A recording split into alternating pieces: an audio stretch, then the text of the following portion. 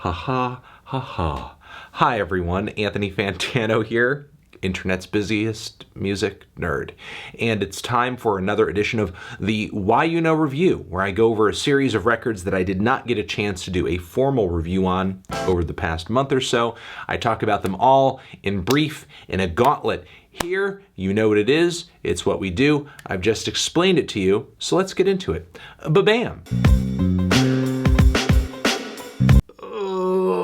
I was hoping I would like this new Shura record more than I actually did. And there are actually some slaps on here.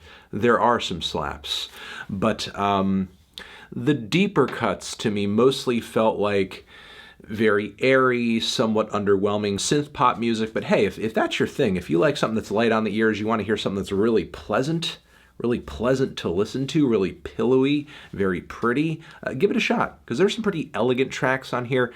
Many of them, again, didn't really stick with me, but, you know, for those who like their music a little softer on the ears, give it a try, give it a shot. St. John is an artist who I've been getting quite a few requests to cover his music. I do love the edgy album art over here. I do love that for a pop rap singer, more of a trap balladeer, I guess you could say. He does have a pretty decent voice, but a very obvious Kid Cudi influence. There were some real duds on this album too that I didn't care for all that much, but I will say after listening to this, he's definitely an artist I'm more curious about than I was before, so I guess we'll see. St. John. New Rec and Reference LP.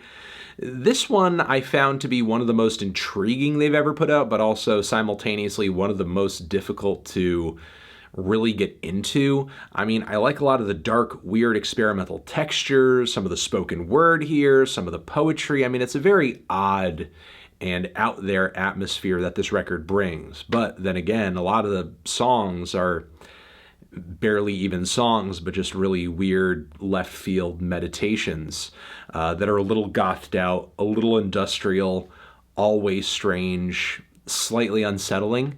And even though I recognize that it seems like quite a bit of detail and effort went into this record, I wasn't really getting much of an itch to return to it at any point, no matter how many times I listened to it. You know, it just kind of sat there, sounded kind of strange, but it wasn't really evoking anything out of me emotionally. And I don't know. I just had a difficult time appreciating this one, honestly, which is why it's taken me so long to comment on it, because I thought that if I just return to it again, it'll finally click, but I'm just not really having that moment, unfortunately. So, I don't know. Not sure I get the excitement behind this one. It mostly just reminds me of Frank Javc. If he were making music for like car commercials or something, you know? Uniform and The Body team up for one of the nastiest records of the year. The Body and Uniform, both respectively in their own right, make some pretty abrasive music. I would say The Body's music sometimes is even difficult for me to get into. Mostly the vocals I have a difficult time like really liking. However, I do think Uniform does take the edge off of that a little bit by providing their own style and own vocal passages too.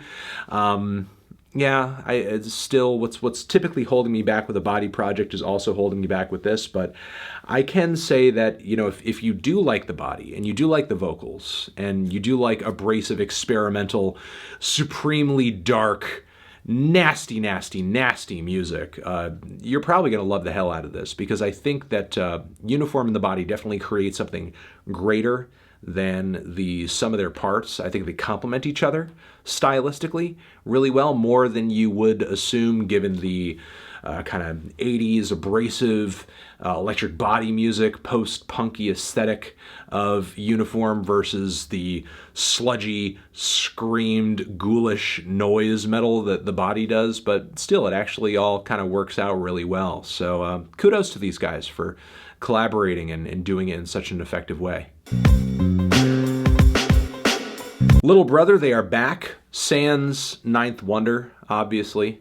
sadly. It's certainly better than their last full-length album, I'll say that much. But the songwriting ability, the wit, the level of humor, I mean, there's still humor on this record, like on the Minstrel Show and everything in their debut too, but the humor does not, it's not as snappy on this one. You know, Little Brother unfortunately have lost their luster a bit, even if for the most part, I think they have put out an acceptable record. Bree, Runway is one of the coolest artists from the UK right now. Her approach to pop music is multi-genre and futuristic. If you're heavy into people like, let's say Charlie XCX, for example, you do want to check out this new EP. There are a few duds on here, yes, but it's mostly really good. In some respects, this ASAP Ferg EP does feel like a little bit of a return to form. It is banger after banger after banger after banger. No real crummy, sing-songy, totally whacked out songs that just are not appealing at all. But you know what? Honestly, that was kind of the appeal of Ferg with Trap Lord. You know, when he really faltered was when he was trying to make music that was so obviously commercially friendly and just falling flat on his face in the process. And while I do like the raised energy level of a lot of the songs that he's presenting on this EP, I still think much of what he's doing here is just too orthodox. There's nothing all that freaky or out there like Shaba or like Hood Pope on this thing. Nothing that's so aggressive that it's just like totally blowing you away. As much as I do think some of the songs on here are catchy, it all kind of hangs in the yellow. You know, it's not as spectacular in terms of performance and energy and just Ferg's once very uniquely weird delivery persona, whatever you want to call it and boil it down to. That still seems missing on these tracks, even if I do think that it's certainly an improvement over his last major record. I gotta give it to Sir. This record over here is leagues better in terms of execution than the last one was on Top Dog Entertainment, which in my opinion was very rough around the edges, difficult to listen to at points even. The recording here is much better, the production is much better, features are more impressive. Still though, Sir has not progressed beyond the point of just making a very so-so R&B and neo-soul record. Like in the grander scheme of both of these genres, there's not a whole lot that makes this record stick out in my opinion, outside of some pretty decent songwriting here and there. Some of the features on this thing are actually pretty weak too. The Lil Wayne one is almost just like worthless. So I guess if you're a nut for this style and you're just dying to hear another record in it, or if you heard the last Sir record and thought that there's potential here that's not fully being capitalized on, give this one a shot because it's definitely better. It's definitely an improvement, and I hope to see more improvements from here. The new Ugly God project. It's not as good as I wanted it to be. You hate to see it. What I don't quite get is that this thing was being angled as him doing a more serious project, and I guess in tone it's a bit more serious than the Booty tape. It's certainly not trying to be as jokey or as meme-centric as Water or anything like that, but still, I feel like he's not really executing in a way on this project that to me feels all that serious. I mean, there's not really a whole lot in terms of song structure, memorable hooks. The recording is not good at all. It's very rough. The way that the vocals are placed on top of these beats, it sounds pretty much demo quality. A lot of the verses seem really thrown together. A lot of the one-liners not incredibly funny or smart or witty. I feel like much of what is here could have been brought back to the mixing board, back to the drawing board. This thing seems rushed. It just seems rushed. You know when you have a record and no matter how many times you listen to it, you just don't really feel anything for it? You just don't really feel anything for it at all? Yeah, that's this one. This new Lou the Human album, I really wanted to love it. I really did want to like it. And there are some elements to it that I think are very good. I think Lou's rapping is literally as good as it's ever been, if not a little bit better. But the more melodic, atmospheric instrumentals, the singing he does all over this record at various points, I cannot stand at all. To me, it either sounds way too trendy or just, again, off completely, because the singing is not very good at all. Don't mind the topical change that he's brought to the table. I think it's good that he's drifting a little bit away from a lot of the edgier subject matters that he was diving into on his last major project, but I do not get his attraction to the whole singing thing. I mean, I understand that it's trendy, but I don't think he does it particularly well. And if he is to continue pursuing it, I hope that those vocals improve greatly, because they're going to need to in order for them to really kind of hit.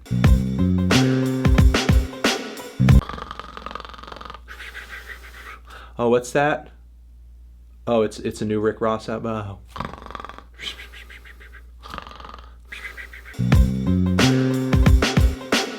I'm telling you guys, if you want to hear some underground hip-hop with some real, fiery, fast, aggressive flows, some LGBTQ themes as well, give this Big Momma project a shot.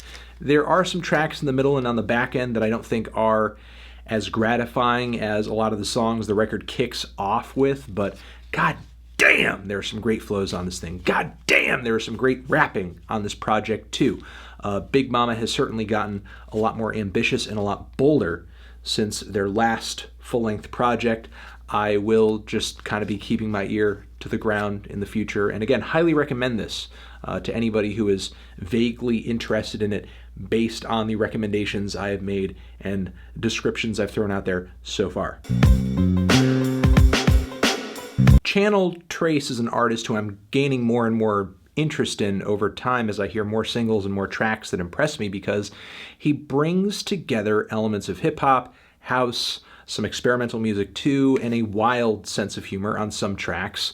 And on this new EP, that is in full form on some of the songs here.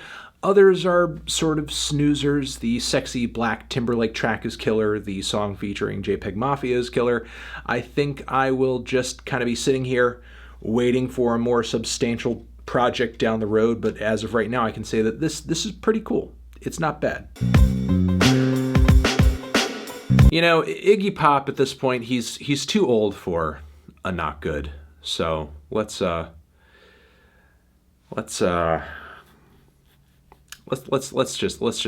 just say this never happened. New Frankie Cosmos record has gotten a lot of people buzzing, and I understand why, but for the most part, this album just reads to me as like another instance of overly praised indie underachievement. There's not really much to the incredibly short and boring songs all over this record, and yeah. Tallest Man on Earth is a slight return to form. The incorporation of extra instrumentation on Mattson's last record led to a lot of terrible tracks on that project, or just very subpar tracks. And on this new one, we do see a little bit of that again, but it goes over much better on the other cuts that are just more based on his vocals and guitar. We see some decent balladry, some decent songwriting, but nothing so exciting that it's screaming for me to return to it. I would say this one is just kind of average, you know, just a very average Tallest Man on Earth record. Not a disappointment by any stretch of the imagination, but nowhere near as good as like the first leg of records in this project's existence. So, If you like your emo and screamo aggressive, sometimes super aggressive to the point where it's noisy and violent like a Loma Prieta song, and sometimes only so much so, it's a little all over the place. I guess try the new State Faults record. It's okay. It's all right. This new Blueface, it's got some bangers on it. it has a couple of bangers on it, but for the most part, the features are not all that great. And I feel like in this very short run of tracks, Blueface is sort of exposing just how limited his skill set is, because I don't know if there are that many more kinds of instrumentals he wants to rap over other than like these classic Bay Area grooves. Nor do I see him as a super consistent songwriter either over a lot of these instrumentals. And you know what? His trademark sort of not on the tempo all that much style, not here as much on this short set of tracks, and that's always been part of his selling point, that he is a bit of an outsider when it comes to flow and when it comes to being on tempo. You know, that made him such an interesting, unorthodox figure, and I feel like that's melting away a little bit on this project, as it sounds like he's trying a little bit harder to stay on beat. New Ty Segall record. Unfortunately, this record panned out to be my worst nightmare based on the teaser tracks. And the one thread that carried throughout all of those songs teasing toward this record is that I thought, for whatever reason, I don't know why this is sort of a special case with this project, but I thought that the vocal performances and the vocal production on all of those tracks were really bad. And yeah, they're pretty bad throughout this entire record. So I don't know exactly why Ty's vocals stink so much throughout this entire thing. I hope for a project in the future where that's better. I mean, he puts out a lot of stuff, so there'll be a Ty record somewhere down the road, undoubtedly, that I enjoy much more than this one. The Lost Tapes. They should have stayed lost. Yes, this new Prurient album may be a small-scale, mostly fan-geared type project, but it is the first full-length noise concept record that I've ever heard of that has tried to sonically embody the experience of World War-era paratroopers. Yes, that's literally what Dominic is trying to create on this record. And if you give it a listen, you'll hear sounds that are harsh, abrasive, really blowing your ears out, but mixed in there is like the sound of someone screaming through a radio, and like what sounds like guns and airplane machinery whirring and going at a very loud volume. I think a lot of the shorter tracks on here are kind of fleeting, and that is disappointing. That is upsetting. I wish there was a bit more meat on some of the bones of these songs, but still, I think the concept is incredibly creative. I think a lot of the noise palettes here are grating, eye-widening, and freakish, and I am certainly looking forward to hearing more material from Dominic in the future. New Pharmacon record, and yes, much like every album to come out of this project, you know, it is noisy, it is abrasive, but it does get tedious because I just find there's not enough progression on a lot of these tracks. Again, noisy, heavy, hellish. It sounds completely evil during its best moments. I just wish it changed up a bit more. Yeah. And that's going to be it for this latest edition of the YUNOREVIEW. Thank you very much for watching. You're the best. I love you. Over here next to my head is another video that you guys can check out. Hit that up or the link to subscribe to the channel. Anthony Fantano, YUNOREVIEW, music of forever.